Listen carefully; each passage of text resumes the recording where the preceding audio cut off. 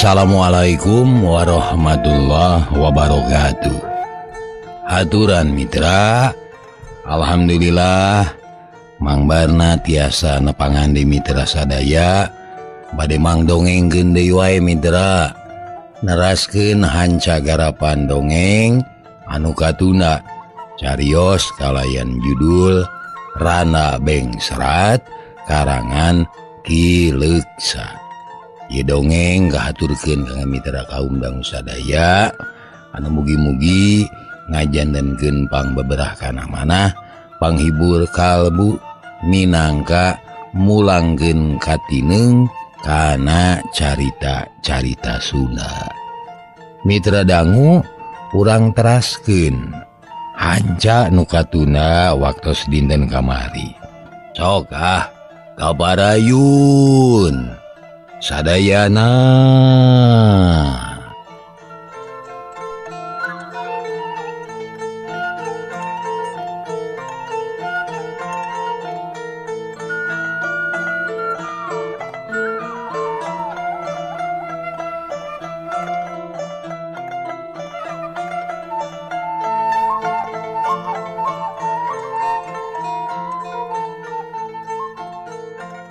Mitra dangu hanca nu katuna waktos dinten kamari teh upami telepat parantos dugi ka ari ngupat jeroen hatena tina wahing kubunga. Teu nuhun Gusti Maha Agung, geuning ari ku akal mah salamet abdi teh.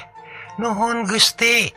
Kitu cek hate sari bari terus nong toyod ningalkeun patempatan Samad jeung Karmo, beuki lila beuki jauh antuk nangiles dina pengkolan.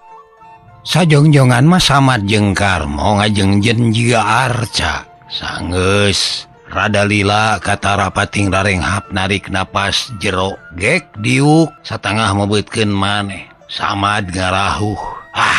Sial euy, jauh-jauh mamawa nu geulis aripek teh. Lah aya bagja teh uyahan teh ya. Lain kitu atuh aya bagja teh daulat kitu. Jauh keneh karena daulat mah euy. Ieu bagus jelas teu uyahan. Magarap lah. Masih lain we tapi ayeuna kudu kumaha ieu mun geus kieu. Rek neangan nu sejen atawa rek hese lah. Samad nyarane kana tihang. Awakna betlung senaker. Paguk liar oge lah mending ngehes. Duit geus boga sakalian meuli kejo mah.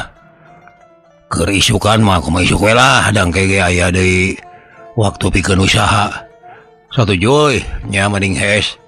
Engke beuting liar. Jiga kalong. Jiga naon we nu penting mah ngabeul we. Goledag Samad ngagoler dina palupuh dianggal ku dambaleungeun. Bari mureleng kana lalangit bari nginget-inget sari nu tadi init. Hate mah haneueul ngan rokaya mungeun kanu teu waras mah. Karmo teu ngomong deui. Manehna ge milu ngagoler tapi teu buru-buru sare. Manehna ge sarua kalah ngalamun heula bari ngadagoan sakadang tunuh. Kacaturkeun sari. Harita teh ngalenghoy mapai gang heureut.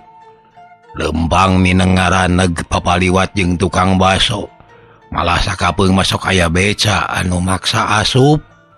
Kapanggih ayeuna masih bangsa teh. Didinya sayangna. Nah kudu kumaha lamun geus kieu. Laporkeun kana wajib gitu. Cek sari dina hatena. Manehna ngarasa bungah geus nyaho ka tempat panyumputan Samad jeung Karmo. Sari terus lembang hatena can teteg. Nah lapor atawa ulah ka polisi. Ari teu lapor keheul ka Samad jeung Karmo. Nu kungsi ngarebut duit teh. Tapi mun lapor sok sieun katewa ku polisi. Sabab manehna kungsi ngabantah kana aturanana. Dititah balik kalamur kalah turun deui tina beus. Nu akhirna tapi ka ayeuna tetep di kota Bandung kalayan nyorang deui ka Tunggaraan. Barang kerjongjon lempang ti kajauhan aya awewe jejerewetan. Nunjuk ka hiji lalaki anu lumpat ti paparetot. Eta awewe nyebut Jamret sababaraha kali. Atuh puguh we narik perhatian jalma loba. Ayo cek hiji lalaki tengah tubuh tuturubun nyamperkeun. Ku si awewe dibejakeun. Yen manehna ka jamret kongkorong bari nunjuk kana lumpat meuntasan jalan. Mitra, pada tek atuh lalaki lalumpatan gudag tukang jamret. Malah tukang beca oge loba necul kana beca. Belecet milu ngudag, tapi teu mawa hasil. Lantaran nu diudagna aya nu nyamper ku hiji lalaki anu make motor. Atuh dius ka kulon sakedeung ge geus teu katempo. Nu ngudag jalangap bakat ku cape nunjuk nuduhkeun nu kabur, rek ngagorowok beak napas. Aya naon ieu? Cek Sari bari olohok terus ngadeukeutan ka awewe nu menta tulung teh. Sari maksakeun nanya. Kunaon acek? Dasar sial kongkorong 7 gram, umurna karek saminggu. Kalah geus dijamret ku jalma gejul, tada teuing amakeunana anu mangbelikeunana. Duh, kumaha teuing atuh? Cek eta awewe bari jejebri samek meureun. Harianeun teuing atuh nya. Horeng teu aman di dieu teh. Beurang loba jamret jeung copet, peuting loba garong. Kudu kumaha urang teh atuh? Sari bingung. Mikiran anu kitu atuh si awewe teh. Heraneun teup bari pok nanya. Make nyarios kitu kungsi aya nu ngajamret. Kungsi balah jiwa kuring oge hampir cilaka. Duh karunya teuing ngan hanya kale kuring gitu bisa naon-naon. Cek eta awewe bari leos si awewe teh indit. Teu mali reka Sari nu ngajandeng bari rumah. Jalma nu tadi mari lungudag teu kanyahoan luslesna. Masing-masing nulikeun hanca gawena. Nu sejen recok nyaritakeun nu bieu kajadian. Atuh ka Sari ge aya nu malire, ukur ngareret sakedeung nu tuluy nama ngarurus dirina sewang-sewangan. Harita Sari ngoloyong ka sisi jalan gek diuk dina ember toko. Sukuna nyang hunyiar bakat kulung sebeuteung murilit menta eusi. Wancik itu mah biasana geus 3 kali dahar, tapi ayeuna macan sakali-kali acan. Nyapuguh we leuleus. Tatayalah kajahatan teh mahabu naker. Aing teu bisa ngantep tapi kudu milu narekahan sangka nu jihat katewak. Tapi kumaha carana apan keur eusi peujit ge? Sakieu hesena. Cek hate Sari bari mencetan beuteung anu beuki karasa lapar. Lila-lila hate Sari gilig rek lapor wae kanu wajib. Mengpeung can jauh di tempat Samad jeung Karmo. Utamana mah hayang males kanyeri kadua jalma nu kungsi nyangsara karena dirina. Atuh jung Sari teh nangtung pikir gilig hate buleud rek lapor kanu wajib. Leos lempang mapai jalan raya maju ngulon. Karek kira-kira 100 meter lempang. Nah, gok patepung jeung 2 polisi anu keur patroli ngajaga keamanan kota. Sari geus teu asa-asa deui, manehna langsung nyarita. Punten Pak, abdi bade lapor. Atuh kageteun 2 polisi teh hampir bareng ngaraneg bari neuteup ka Sari. Ayo naon Bi? Abdi lapar. Sari kacaletot omong kapangaruhan ku beuteungna nu memang lapar. Polisi kerung tapi teu punung. Ulah heureuy yeuh kuring keur mancen tugas ieu teh. Hapunten Bapak, abdi teh laras lapar nanging moal nyuhunkeun nada ka Bapak polisi. Nanging laras bade lapor. Nya pok, geura caritakeun laporan naon? Darekdek Sari nyaritakeun pangalamanana nu kungsi dibawa ke tempat Samad jeung Karmo. Atuh ngadenge kitu teh polisi nu duaan curinghak. Gancang nanya deui, di mana cicingna? Abdi mah teu apal jalan. Teu terang ngaran gang nanging abdi sangem nuduhkeun da apal keneh lebah-lebahna. Moal lepat namun abdi teh lungse. Ieu tuh urmeni leuleus. Ti enjing teu acan neda. Sari geus teu mikirkeun kana kaera. Da komo tadi nama geus boga pikiran rek jajaluk heutina awahing ku lapar. Perkara lapar mah gampang pisan, ubarna cukup kudar. Tapi laporan bibi kacida pentingna. mun bohong matak capek sararea. Nah nyaan laporan bibi teh. Polisi can pati percaya bisi Sari akon-akon. Upami abdi bohong, sangem najan dihukum gantung oge. Nyesok atuh. Dah heula engke urang ka ditu jeung kuring. Nu mawi bade jajan teh teu gaduh artos. Kuring nu mayar. Sari atoheun. Manehna luwak liuk neangan warung sangu tapi teu aya di dinya mah. Ukur aya nu dagang baso we jeung kupat tahu atawa sirop jeung bajigur. Tapi pikeun Sari mah nu penting teh eusi beuteung. Naon-naon oge asal matak jag-jag jeung teu matak weureu. Teu neulih deui kana naon-naon. Leos we ka tukang kupat tahu bus ka jero gek diuk. Nu dagang reuwas. Lantaran kadatangan ku awewe Rudin jeung kalotor. Nyangkana mah nu kurang hideng. Hehehe, kalau jokot dadek belak lahal mah, jokot. Tapi ulah lila ngagukan anu rek jajannya. Ayo. Ceuk tukang kupat tahu. Kuring mah moal jajaluk. Lain rek bara main tapi rek jajan sakumaha mistina. Cik minta kupat tahu sapiring. Cek Sari leuleuy. Hatena mah sedih. Da ngarti kana omongan nu dagang. Pasti nyangka kanu teu waras. Nyaan ieu teh. Nyaan mang.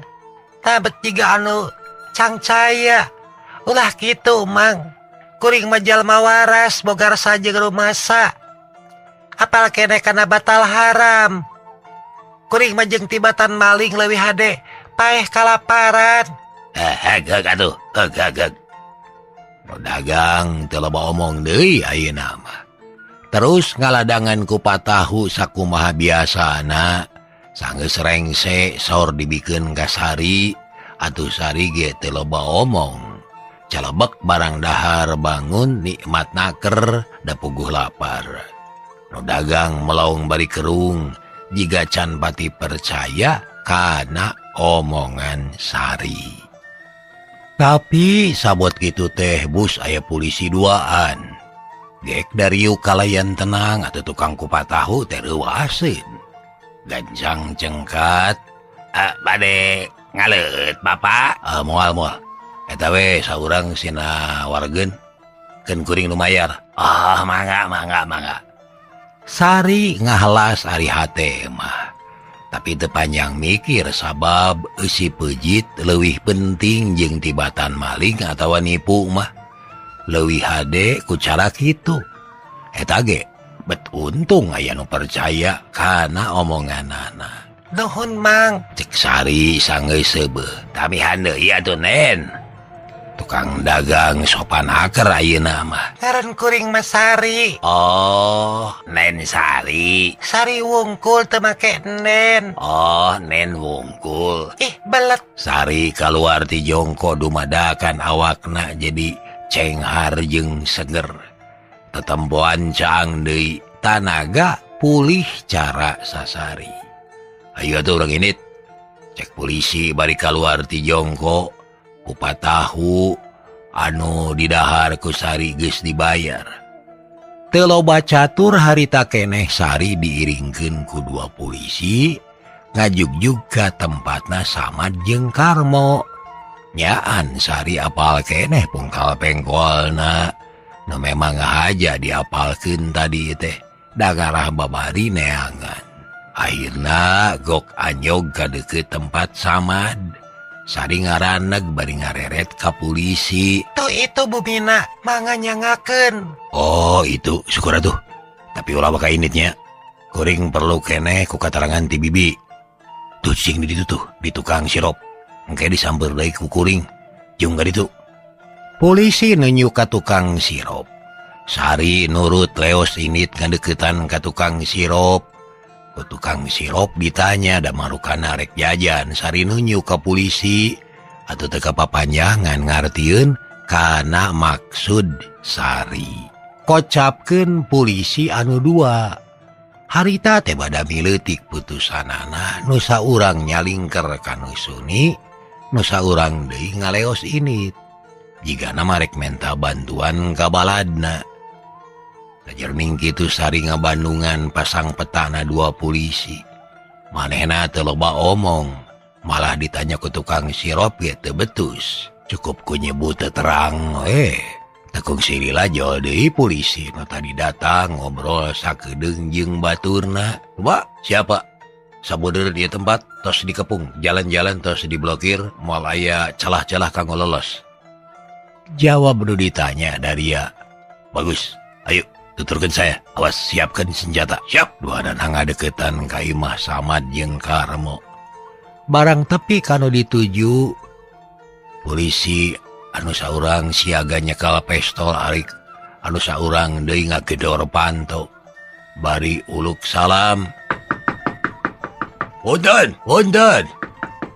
Eueuh jawaban tetep jempling. Atuh polisi uluk salam sabaraha kali. Akhirna kadenge aya anu ngagerem jiga anu gunam.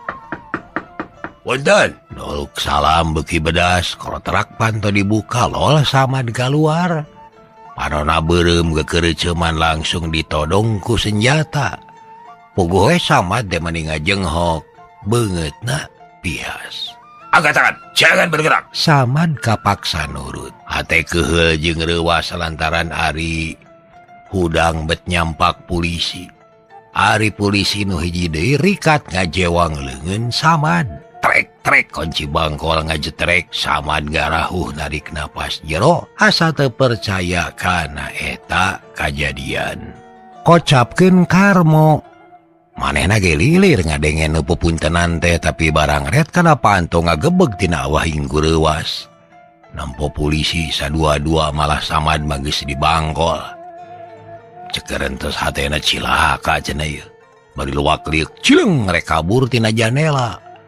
Porobot janela nu geus bobo teh jebol. Blug Karmo kaluar tina janela tapi barang rek lompat aya nu nyentak. Jangan lari. Congo bedil lempeng kana palipisan Karmo ngayak-yak kada teu bisa gerak. Manehna keung nempo congo bedil anu lempeng kana sirahna, tapi hatena tetep teu ridho mun kudu pasrah ka polisi kitu bae. Atuh najan sieun jeung keung oge, manehna satekah polah neangan akal sangkan bisa lolos tina bahaya. Saenggeus gilig pikirna blug ngalabuhkeun maneh. Kereleng nubruk suku polisi, bari sakaligus ngabantingkeun leungeun kana binjurang. Hiu kadu polisi eleh rikat, sakali ngadupak ge rubuh cileng. Karmo luncat kana temok, beureng lumpat murugang leutik anu brasna ka jalan Cikutra. Tapi gagal. Congo bedil geus dilalempeng ku 2 polisi. Nu memang geus siaga ngajaga didinya. Puguh we Karmo gugup, teu nyangka sacongo buuk yen didinya aya nu megat. Angkat, jangan bergerak. Polisi nyentak, saurang rikat ngadeukeutan rek ngabangkol leungeun Karmo. Ari Karmo jadi nekat, nu ngadeukeutan dipapag ku peureup buleud nu ngalayang rek ngabentur cukang irung. Tapi polisi nu ieu mah rancingeus. Sakilat ngagiwarkeun sirah atuh siap los. Peureup Karmo milepas awak Karmo rada nyangeyeng ka kenca. Hiu kieu iga burung dibabuk ku pohpor bedil. Rumpuyuk Karmo rubuh tanagana asa ngadadak ngiles hulu angen seueul ka nyeri nyelek kana angen amekan eungap. Karawak 2 leungeun Karmo ditewak malah nu saurang deui keuat muru. Cetrek bangkol ngonci. Karmo geus teu bisa walakaya, kapaksa kudu pasrah kana nasib. Sirik si Karmo ieu mah euy. Teu aya euih-euihna manusia teh dikencarkeun teh lain eling kalah ngagalaksak. Cek polisi anu bieu ngabangkol Karmo. Nyala geus mejehna dikirim kana sakambangan oke bae yeuh. Teh malah baturna. Sabot kitu burudul 4 polisi muru kadinya kabeh dina kaayaan siaga. Tapi akhirna kabeh ge lugina hate. Sabab buronan teh kacerek harita keneh. Coba angkut ke kantor. Penjagaan harus lebih hati-hati. Cek komandana bari nunjuk kana mobil anu geus siap di jalan gede. Atuh teu laloba aturan deui. Harita keneh Samad jeung Karmo digiringkeun kana mobil, dius dibawa ka kantor polisi pikeun ngayakeun papariksaan. Malah Sari oge dibawa lantaran perlu ku katerangan-katerangan ngeunaan 2 penjahat nu kacerek teh. Sadatangna ka kantor polisi sektor Cicadas. Terus diayakeun papariksaan satuluyna dilimpahkeun ka Polres. Pikeun ditaliti anu leuwih apik. Tetela papariksaan teh lancar lantaran hampir sakabeh para patugas serese apal ka Samad jeung Karmo. Da puguh lain sakali 2 kali dicerek kitu teh beunang disebutkeun langganan LP. Atuh geus teu panjang aturan, da puguh bukti jeung saksi geus lengkep, teu dilatih harita langsung diproses pikeun diajukeun ka pangadilan. Satuluyna deui aya beja yen Samad jeung Karmo dibuang ka Nusa Kambangan sabab geus nyumponan kana paraturan nu geus ditangtukeun.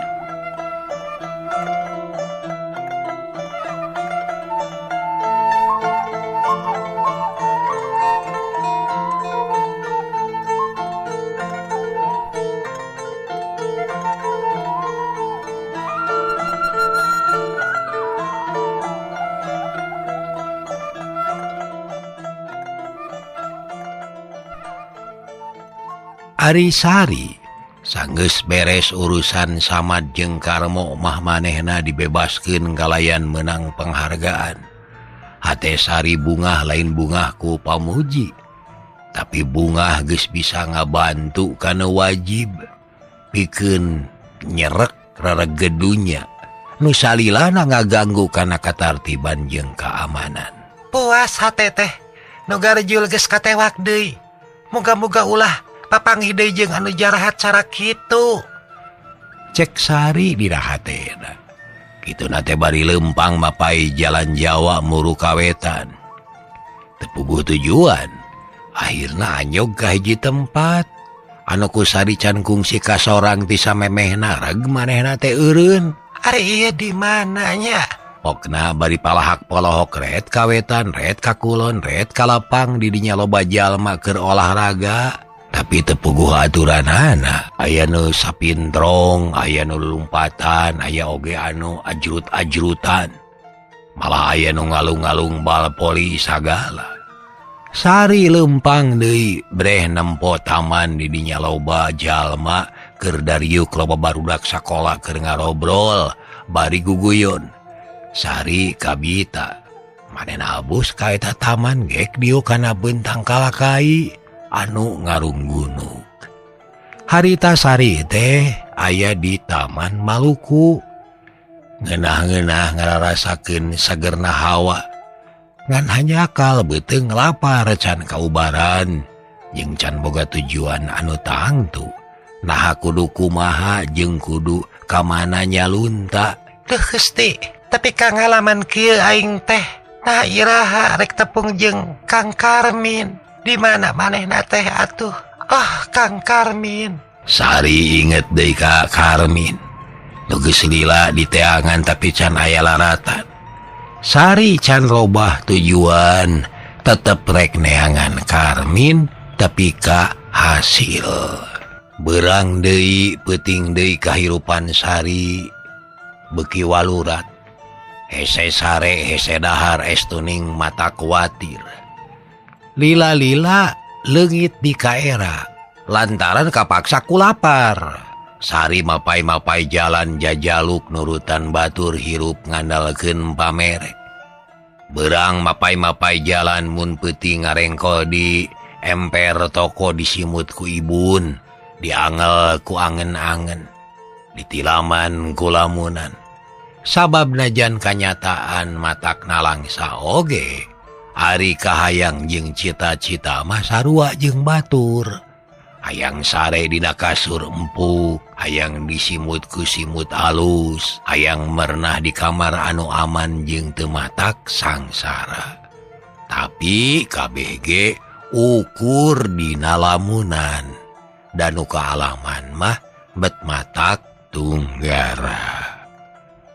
Cag tunda heula lampah sari nu kadungsang-dungsang hirup di kota. Ngalaman jadi galandangan anu teu puguh imah balena. Tuna wisma, tuna karya, tuna bagja, tuna harta. Ayeuna kacaturkeun Karmin. Nu geus nincak kana jalan nu deket-deket kana pibahaya. Geus wani-wani ngakukeun jadi tentara. Sarta geus aya jalma nu percayaeun ka manehna.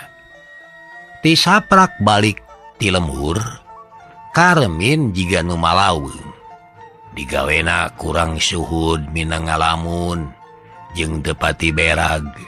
Asmaya oge rada heraneun nempo parobahan kitu teh. Tapi can wani nanyakeun, bisi matak ngaganggu kana pikiran. Akhirna Basri datang, Asmaya jeung anak-anakna atoheun ngabageakeun kanu datang.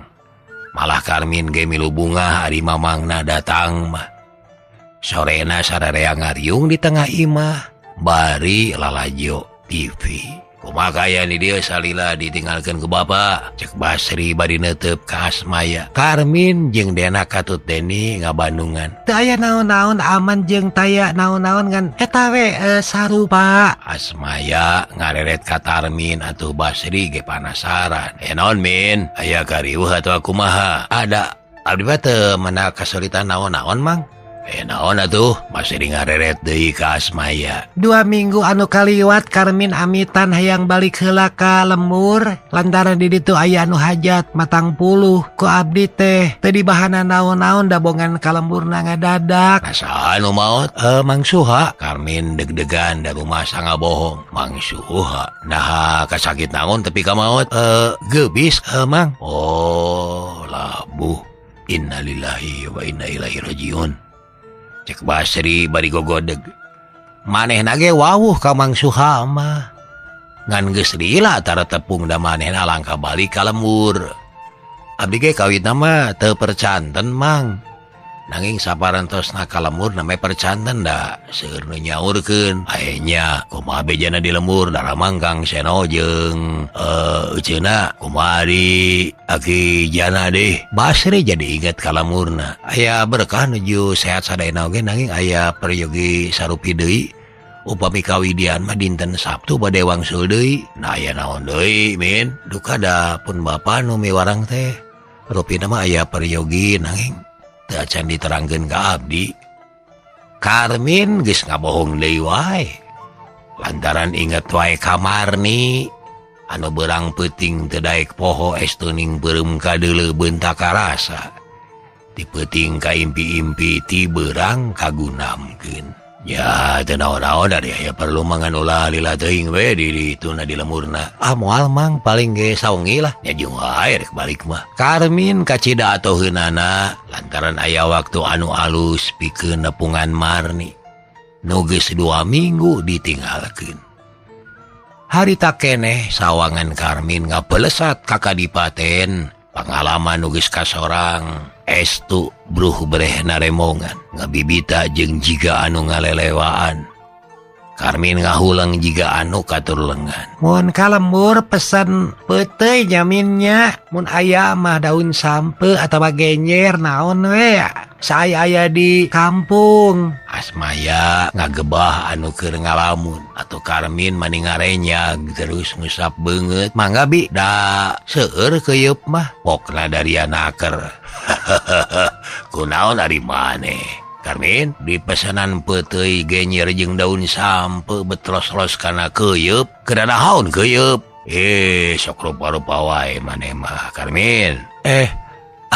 Mohon eta malaweng abdi teh Mang emut ka lemur. Karmin eraeun da rumah samanehna teh keur ngalamun. Ulah ngalamun bae atuh kawas anu geus boga kasusah wae atawa geus boga kikineuan meureun nya di lemur.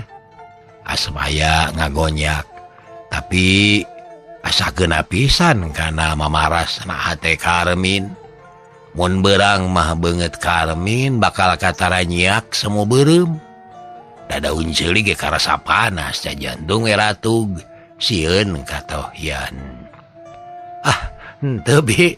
Da abdi mah can mikir-mikir kawin margi ya ngemutkeun padamelan ge sakieu riweuhna. Ya syukur ari kitu mah kade ulah kagoda ku awewe lantaran matak jadi gangguan karena cita-cita engke ge sabatay geus boga pagawean mah rabul awewe teh moal teu pada hayang geura ari urang da geus boga pagawean mah ceuk Asmaya Geus loba pangalaman dina hal eta. mohon Bi Kartos ku abdi oge abdi mah janji ka diri pribadi komo mun di Kabul mah kuno kawasa gaduh pamajikan teh hayang geus masagi ngarah teu babari tiguling. Nya puguh naon-naon oge kudu pasagi heula sabab ari barang pasagi mah dibulak-balik ke bakal tetep tamleg moal babari goyang beda deui jeung barang anu rata sabelah ada digulingkeun kanu terata teh bakal lenjong babari tiguling. Mohon abdi oge hoyong kitu. Mang satuju memang kudu kitu Karmin. Jeung deui mang rek amanat ka maneh. Omat ulah rek poho kana kokocoran. Ulah poho ka lemah cai ulah kajongjonan dina hiji kaayaan. Mun engke geus laksana boga pagawean. Ulah poho ka desa, ulah poho ka lemah cai pribadi. Sabab ieu loba contoh para pemuda kiwari leuwih betah di kota batan di desa. Padahal para pemuda teh kaceda diharapkeunana ku urang desa pikeun jadi palopor pangwangunan di desana masing-masing. Loba pagawean anu ngabutuhkeun tanaga ngora, ngabutuhkeun kaparigelan para pamudana. Sakitu we amanat Mang teh Min. Nuhun Mang katampi kata dapisan Mang. Coba pikir naon contona Min. Duka Mang nah kada kumaha teh carana. Ieu Min, Mang boga pangalaman, tapi nu ngalaman ieu teh teu langsung Mang sorangan. Tapi babaturan Mang nu dinas di kasehatan. Dina hiji mangsa ditugaskeun ka Cianjur. Cianjur teh bagian sisina anu jauh ka kota.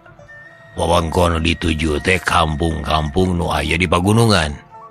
Ari kahirupan sapopoena masih keneh kuat nyekel adat jeung tatali paranti ti karuhuna.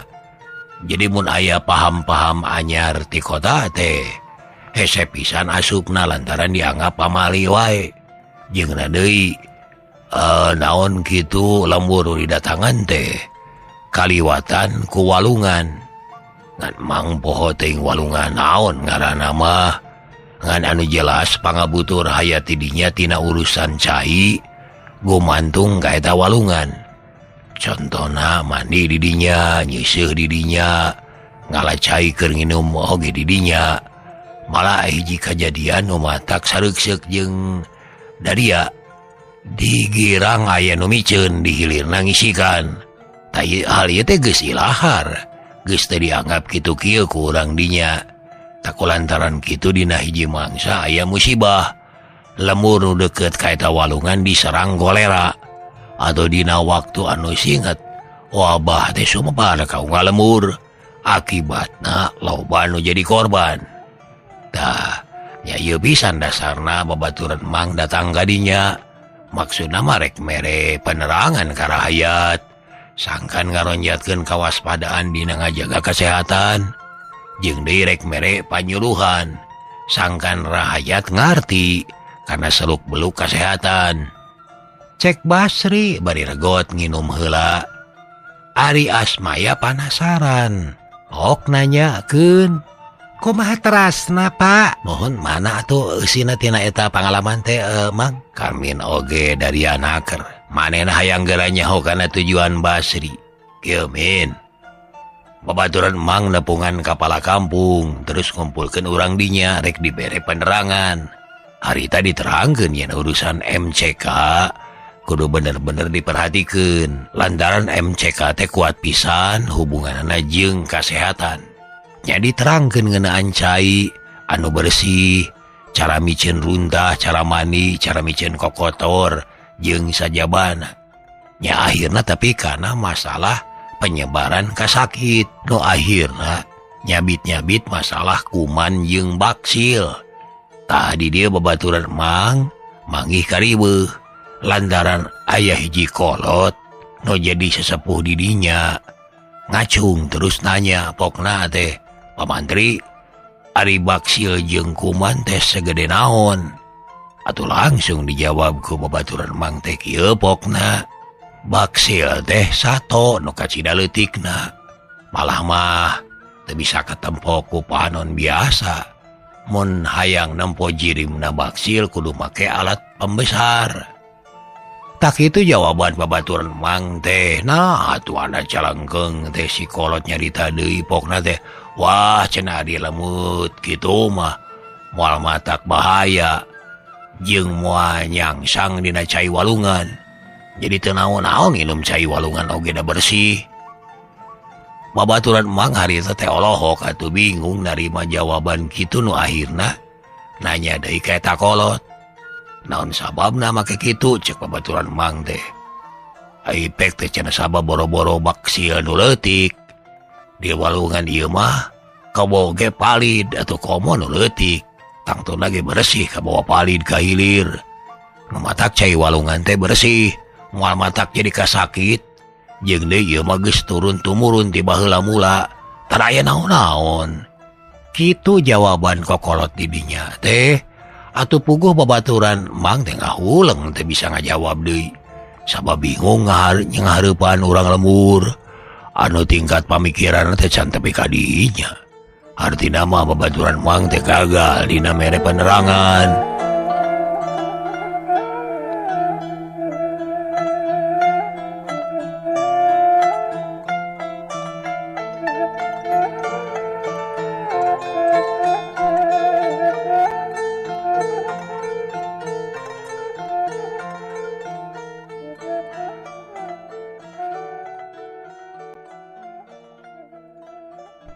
Artina mah babaturan mang teh gagal dina mere penerangan, can bisa nembus adat didinya anu kawila ngagokan kana pangwangunan khususna dina bidang kasehatan.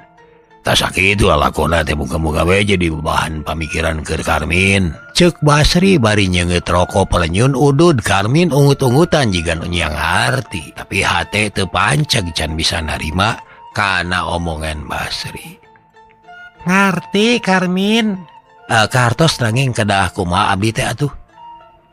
Ieu Min, urang salaku pamuda harapan bangsa kudu bisa mecahkeun masalah eta. Kumaha carana sangkan urang desa ngarti kana kasehatan. Kumaha carana sangkan maranehna ngarti kana urusan kuman jeung baksil. Supaya maranehna bisa ngarobah cara hirup anu kaliru. Supaya robah kana cara anu luyu jeung kemajuan zaman. Sarta jadi jaminan kana kasehatan sakumna hayat. Pek jelaskeun ku Karmin. Carana mah kumaha bae sangkan maranehna ngarti kana tata cara nu wajar anu nyumponan syarat-syarat kasehatan. Ngan mangamanat yang hareupan rakyat di kampung mah ulah loba teh ngagunakeun basa deungeun. Tapi kudu bisa ngajentrekeun ku cara atawa ku basa nu bisa diterima ku maranehna. Tak itu tugas para pemuda teh, Karmin. Jeung deui lain dina urusan kasehatan bae. Najan di bidang-bidang sejenna ge sarua wae. Contona bidang pertanian, bidang tatanen, jeung sajabana. Insyaallah abdi bade usaha sate kapola nanging hese mayuna nu kitu teh sabab abdi bakal adu hareupan jeung kolot-kolot anu luhur elmuna panginten. Pangna urang kudu nyaho carana oge. Sangkan katerangan ti urang teh bisa ditarima ku urang desa. Nu matak pikeun ngadeuketan tokoh-tokoh nu aya di desa kudu ku pamuda desa nu geus ngarti kana tata krama tata cara di desa. Eta teh kewajiban Karmin anu asli ti desa asalna. Cek Basri beki tanes mere gemlengan ka Karmin, tapi Karmin teu pati ngarti da memang da dasarna kurang kuat. Mohon laras pisan abi teh ti desa mang. Insyaallah bade wangsul di ka desa. Tah syukur atuh lamun kitu mah. Mitra kaum dangu jam dingding disada 8 kali. Basri jeung Asmaya curingak ari dena geus nunutan dina kursi.